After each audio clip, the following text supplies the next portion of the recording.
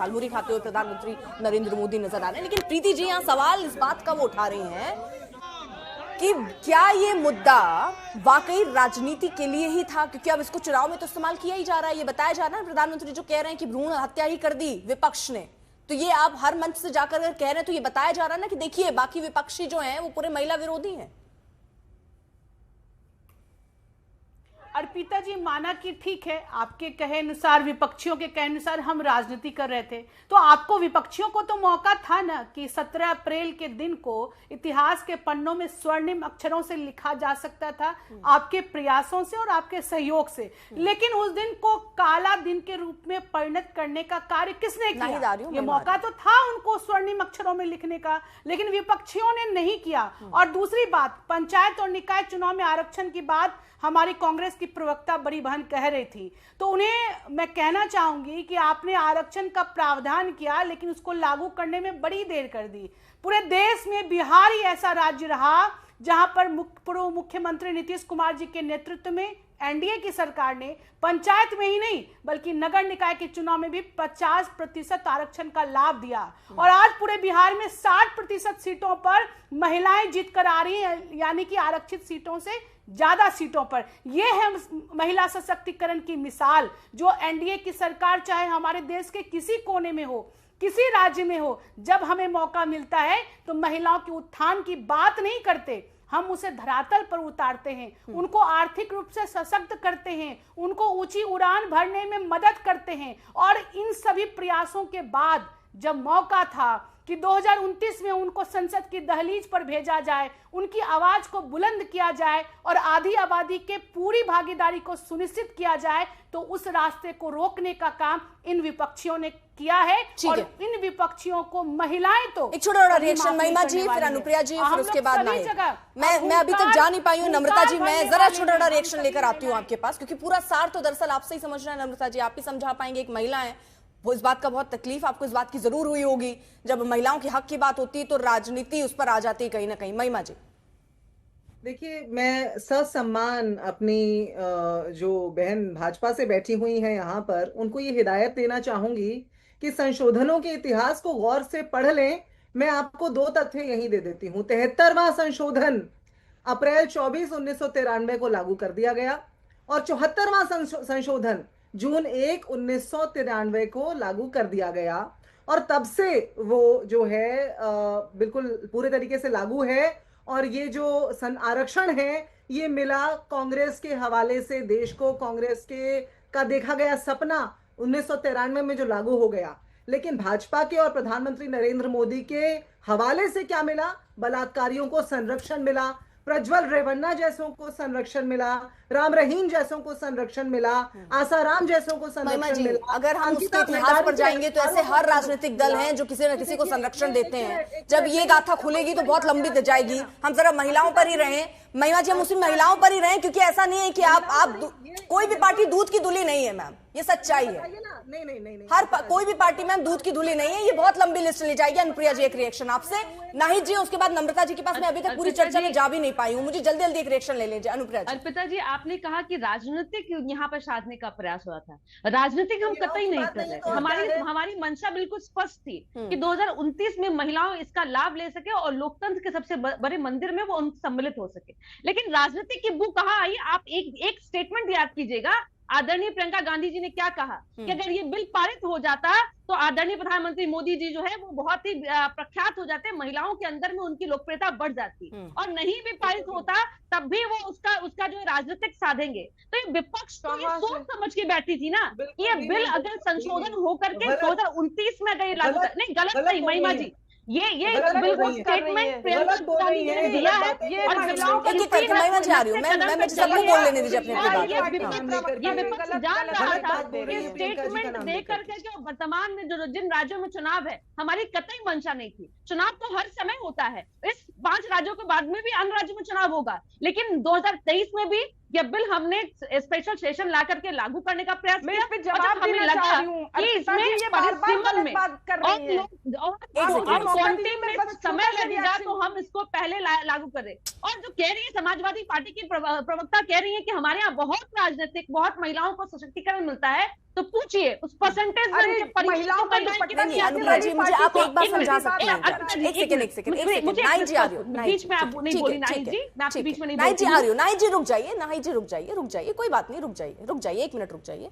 अनुप्रिया, मैं क्या एक सवाल जानना चाह रही हूँ, क्योंकि मैंने ये प्रीति जी से भी पूछा, बट आप उसमें बहुत प्रखरता से अपनी और बात रखनी, तो मैं जरा ये बस समझा दीजिए ना कि ये नंबर गेम में पिछड़ कैसे गए, क्योंकि यहीं से शक की सुई बीजेपी और एनडीए पर आ रही, ये जरा आप मुझे समझा सकती हैं क्या? क्योंकि अगर अभी तक का हम देखें, मतलब हमेशा गणित तो सेट कर ही लेती थी बीजेपी, एनडीए सेट कर ही लेती थी, क्योंकि अगर आप देखें तो 2 होते थे, या तो नंबर गेम जब नहीं भी है तो जो आपके और दल है तटस्थ उनको आप किसी तरह अपने साथ कर लेते थे, अनुपस्थिति की एक रणनीति होती थी, वॉकआउट कर गए, उसके बाद आपको अब 11 साल के इतिहास के पन्नों को देखें तो अभी तक कोई कल्पना नहीं कर सकता कि अगर एनडीए चाह ले और वो ना करवा पाए, ये तो आप ही लोगों ने ऐसी छवि बनाई थी ना, तो ये छवि आखिरकार टूटी कैसे, ये जरा समझा दीजिए, ये हुआ कैसे?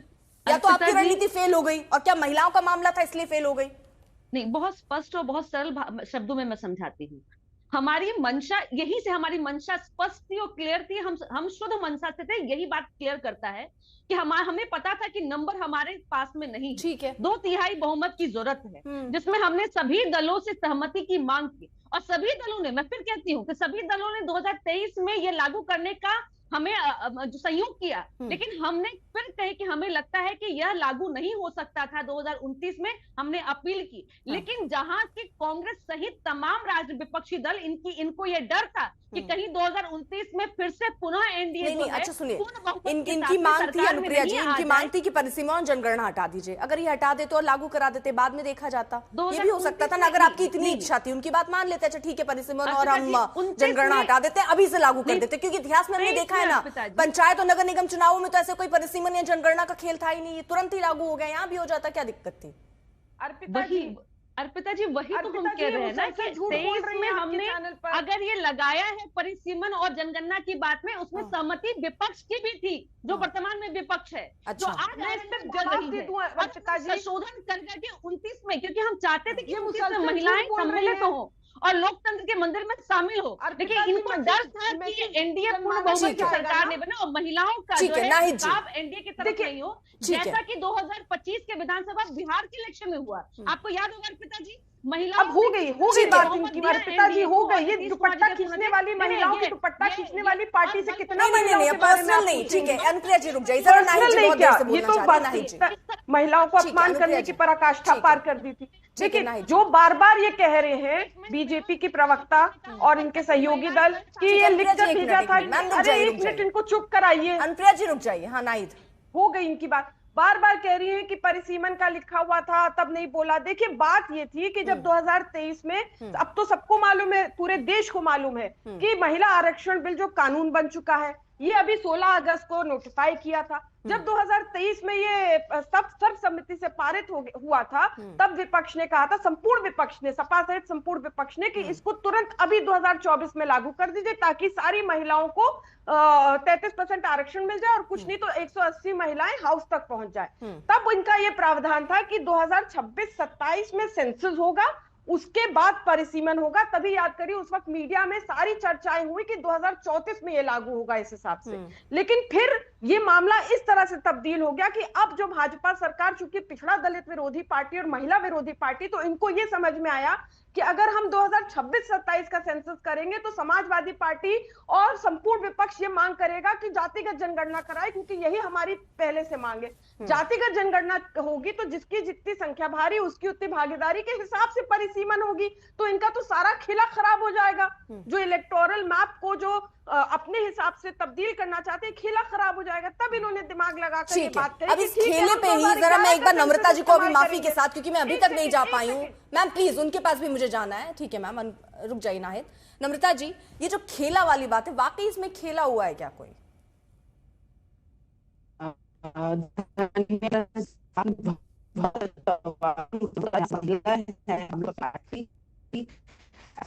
खाली महिला बारे में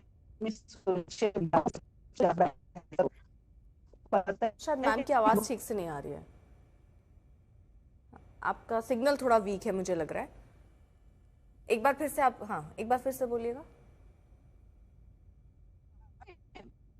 हेलो, हाँ जी, अब बोलिए नम्रता जी। हाँ, थोड़ी सी शायद, हाँ नहीं, आप थोड़ी सी सिग्नल वीक है मैम, मैं बड़ी माफी चाहूंगी क्योंकि एक तो बहुत समय के बाद में आई और आप सिग्नल की वजह से अभी आपका टेक मैं नहीं ले पाऊंगी। लेकिन अनुप्रिया यहाँ पर कुछ कहना चाहती थी। नाहिद, आपके सवालों का जवाब ले लीजिए, तो ये आपको कंप्लीट करना है। नाहिद जी बहुत ही अग्रेशन में, चलिए नाहिद आप कंप्लीट कर लीजिए। नहीं देखिए, 2011 तब इनके दिमाग में आए कि हम 2011 का सेंसस यूज कर ले तो हमें जातिगत जनगणना नहीं करानी पड़ेगी, पिछड़ों का हक नकारने का मौका मिल जाएगा। अगर ये 2011 का ही सेंसस मान ले, 2010 से राज्यसभा से पारित हो चुका था, ये बहुमत में है, पूर्ण बहुमत में, एक छत्र राज 2014 से 2023 तक रहा इनका। इनको किसी सहयोगी दल की जरूरत नहीं थी, किसी विपक्ष की जरूरत नहीं थी। ये चाहते, इनकी मंशा महिलाओं के प्रति साफ होती तो ये बिल लागू करा सकते थे, लेकिन नहीं कराए। काला कृषि कानून लागू करा लिया, लेकिन महिला आरक्षण बिल नहीं करा सकते थे क्योंकि चिढ़ते हैं महिलाओं से, इनको चिढ़ है महिलाओं से। और ये देखिए, जो सरकार सदन में हार जाए उसको नैतिक अधिकार नहीं है सरकार में रहने का। जो सरकार की देखिए, ये हमारी मांग थी, गन्ना हम कराना चाहते हैं, हम जातीय आधारित गन्ना कराना चाहते हैं।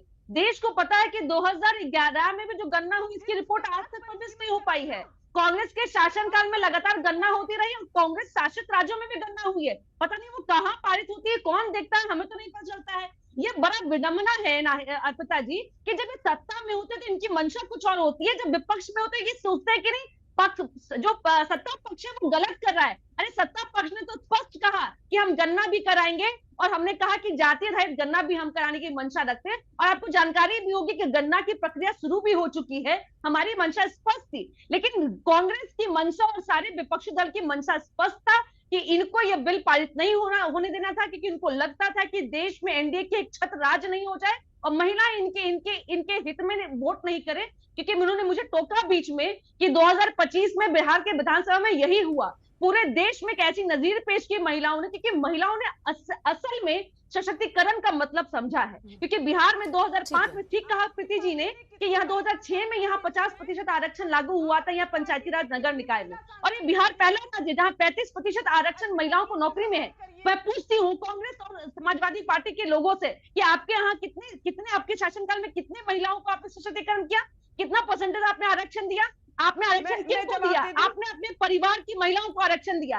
आज सदन में अगर देखने को मिलेगा, चाहे वो कांग्रेस, चाहे वो सपा, चाहे वो आरजेडी के नेताएं हैं, वहां महिलाएं कौन नजर आएंगी? जो इनके परिवार के लोग हैं। क्या आम घराने से, क्या गरीब घराने से ये लोग आती हैं? क्या नहीं? आती के लिए बात करती है। हमारे यहाँ अलग अलग पृष्ठभूमि से आने वाली महिलाएं राजनीतिक में है, और मुझसे अगर कहेंगी तो मैं एक नाम बता दूंगी इनको। बातें कर रही है इस तरह से व्यक्तिगत अभी व्यक्तिगत हमला आपने किया, हम व्यक्तिगत हमला नहीं करते हैं। आपने क्या कहा? घर घर की लड़ाई नहीं है ना मैम, बोलिए, ये पर्सनल लड़ाई नहीं चल रही है ना, यहाँ संपूर्ण महिलाओं की बात हो रही है। आप लोग एक दूसरे पर पर्सनल अटैक शुरू कर देंगे तो ऐसे कैसे चलेगा? हम अपनी महिलाओं की अपने लिए ही बात कर रहे हैं, और जब इसको आप इस तरह से लड़ाई में कन्वर्ट कर देंगे तो कैसे काम चलेगा मैम? मतलब महिला होती है, महिला होती है, चाहे कहीं से हो। वो सदन में जाए तो इनके पेट में दर्द हो रहा है, पेट में दर्द हो रहा है। अब ये देखिए बीच में टोक रही है कि महिला ये दुपट्टा ठीक है, महिमा जी से एक रिएक्शन ले लेती हूँ मैं। ठीक है, इनसे कहाँ आप इतना ज्यादा बुलवाइए महिलाओं के बारे में? ठीक है, देखिए जब मैंने ये सवाल पूछा, आप दोनों को रोक रही हूँ, जब मैंने आप लोगों से ये सवाल पूछा कि आखिरकार जो आप लोग ये कह रहे हैं ना आरक्षण आरक्षण आरक्षण, इसका मकसद क्या है? भागीदारी बढ़ानी ना, महिलाओं की भागीदारी बढ़े, संसद में पहुंचे। जब मैंने आपसे ये पूछा कि कितनी महिलाओं को आप लोग टिकट देते हैं, उस पर तो आप सब बिखर गए, उसमें आप लोग कोई बोलता हुआ नजर नहीं आ रहा है। अब हक की बात कर रहे हैं आप सब बैठकर। फिर नाहिद जी ये बात नहीं है, आप इस बात की यहाँ पर सफाई दे रही हैं कि आपके जो परिवार के लोग वहां पहुंचते हैं, आप कह रहे हैं उनको परिवार के तौर पे मत देखिए, उनको महिलाओं के तौर पर देख लीजिए। तो क्यों? मतलब आपकी सारे परिवार की भागीदारी हो लेकिन उसमें सब सही है। अजीत पवार की पत्नी को, कितनी महिलाओं को आप देते हैं? आप कितनी महिलाओं को आपने टिकट दिया? 12% मैंने गिना दिया मैम आपको। आपने और बीजेपी में कोई बहुत अंतर नहीं है मैम, इसलिए आप इस बात के लिए मत वो कीजिए कि हम तो सबसे ज्यादा महिलाओं के बारे में सोचते हैं। नहीं, सच्चाई आंकड़े बता देते हैं, और वो मैंने दिखा दिया और बता दिया। महिमा जी से एक रिएक्शन, कम से कम मैं इस बात की तारीफ करूंगी, कांग्रेस पार्टी ने स्टेप तो उठाया था कि महिला हो लड़ सकती हो, उसके तहत उन्होंने दिया तो 40% महिलाओं को टिकट, नहीं जीते, फिर रणनीति बदली उन्होंने। महिमा जी मैं बिल्कुल आपकी बात का उत्तर देना चाहती हूँ अर्पिता जी, लेकिन उससे पहले मैं जदयू की प्रवक्ता को भी सुन रही थी और उससे पहले भाजपा की प्रवक्ता का भी जो हमने वक्तव्य सुना था।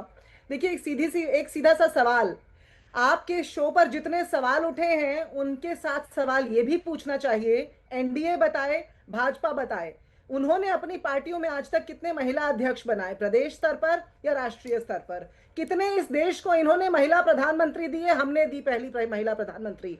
किसने इस देश को पहली महिला राष्ट्रपति दी? किसने इस देश को पहली महिला स्पीकर दी, महिला गवर्नर दी, महिला मुख्यमंत्री दी? हमारी पार्टी एक ऐसी पार्टी जिसके अंदर आज भी आप ये देखेंगी कि महिलाएं एक से एक पदों पर मौजूद हैं। भाजपा के पास तो कोई चेहरा ही नहीं है महिला आरक्षण पर बात करने का। आपको संघ के मंच पर आज तक कभी कोई महिला बैठी हुई दिखाई देती है क्या? ये भाजपा की प्रवक्ता को अपने अंदर अंतर्मन में झांक कर अपने आप से पूछना चाहिए। ये जनता दल यूनाइटेड के पास पूछिए जरा कि कितने अध्यक्ष हैं प्रदेश के अंदर, प्रदेशों के अंदर या राष्ट्रीय स्तर पर। आज तक एक भी राष्ट्रीय अध्यक्ष महिला बनी क्या इनके यहाँ पर? हमारे पास कितनी बनी मैं आपको गिनवा दूंगी, आजादी से पहले से लेके आज तक। लेकिन आज ये देखिए, जब ये बात कर रहे हैं मंशा की और जब ये बात कर रहे हैं कदम उठाने की, तो एक सीधा सवाल आज इस देश की हर महिला, माँ, बेटी, हमारी दादियां, नानियां भी जो बैठी हैं पूछ रही हैं, ये 543 के अंदर आज आरक्षण देने में क्या दिक्कत है? क्योंकि आपके बाहुबली आपका समर्थन नहीं करेंगे, ये दिक्कत है। क्योंकि आपको अपने जो क्रिमिनल रिकॉर्ड वाले बैठे हुए सांसद और विधायक है ना, उनको उठाना पड़ जाएगा, ये दिक्कत है। हम जब इस देश के अंदर महिला आरक्षण का बिल ला रहे थे, चाहे वो 73वां और 74वां संशोधन रहा हो, चाहे वो 2010 में जो राज्यसभा से पारित हुआ था वो वाला विधेयक हो, हमने कभी उसके अंदर इस तरह के शर्तें नहीं लगाई। इस देश की महिलाओं को महिला उत्थान का वायदा करेंगे सिर्फ नाम मात्र के लिए, वो भी शर्त लगा करके। यदि महिला उत्थान यही सवाल था प्रीति जी, यही सवाल महिमा जी पूछ रही हैं कि आप अधिकार की बात कर रहे हैं शर्तों के साथ, क्यों? अर्पिता जी, महिला उत्थान के नाम पर हमारे पार्टी में कोई शर्त नहीं है, बस एक अवसर है जो संगठन में भी हमारी पार्टी देती है और सत्ता में भी भागीदारी सुनिश्चित करती है। देखिए, जो महिलाएं देख रही हैं वो इतनी गणित नहीं समझेंगी, हो सकता है वो इतनी, वो सीधी सी चीजें समझना चाहती हैं कि अभी जनगणना और परिसीमन जोड़ने की क्या जरूरत थी, क्या अभी की स्थिति में ये नहीं हो सकता है क्या? ये मुझे बता दीजिए, यही महिमा जी पूछ रही है आपसे। बिल्कुल हो सकता है। आप जब भी इस पर चर्चा करेंगे तो मैं पहले हमारी कांग्रेस की प्रवक्ता के उनके सवाल का उत्तर देती हूँ, फिर मैं आपके सवाल पर आती हूँ। हमारी कांग्रेस की प्रवक्ता कह रही थी कि भारतीय जनता पार्टी में कोई महिला नहीं है, राष्ट्रपति हमारी पार्टी ने दिया, अभी आप देख रही हैं। रक्षा मंत्री, विदेश मंत्रालय, मैं इस चर्चा में जान जाऊंगी तो अच्छी चीज और एक्स्ट्रा मैसेज चला जाएगा। आप मुझे बस ये बता दीजिए जल्दी से, लास्ट 30 सेकंड में प्रीति जी मुझे सिर्फ आप ये बता दीजिए, ये अभी लागू होने में क्या दिक्कत थी? ये बता दीजिए, अभी लागू होने में दिक्कत क्या थी? एक मिनट 30 सेकंड में बस मैम, कोई दिक्कत नहीं है। अमित शाह, मैं वो भी कहना चाह रही हूँ, अमित शाह जी ने इस बिल पर चर्चा करते हुए सदन में कहा कि अगर विपक्ष चाहे तो 1 घंटे में मैं संशोधन बिल प्रस्तुत कर सकता हूँ। फिर वो क्यों भाग कर खड़े हो गए? क्या वहां पर प्रीति शेखर कह रही थी वो, या वहां पर जिम्मेदार आदरणीय गृह मंत्री अमित शाह जी ने कहा? तो विपक्ष क्यों भाग खड़े हुए? इसका मैं जवाब चाहती हूँ, पूछना चाहती हूँ। आप नहीं भाग खड़े हुए। और दूसरी बात, कहते रही कि संशोधन की बात हुई लेकिन कोई मानने को तैयार नहीं था। महिमा जी, आप लोग विरोध पर ही उतर आए, आपने एक बार मौका नहीं दिया उनको कि चलिए ठीक है आप कर शब्दों को घुमा करके जिम्मेदार व्यक्ति वहां पर कह रहे, लेकिन आप नहीं मानेंगे। अर्पिता जी 1 सेकंड मुझे दे दे, 1 सेकंड दे दे केवल। चलिए, समय इतनी की इजाजत देता है।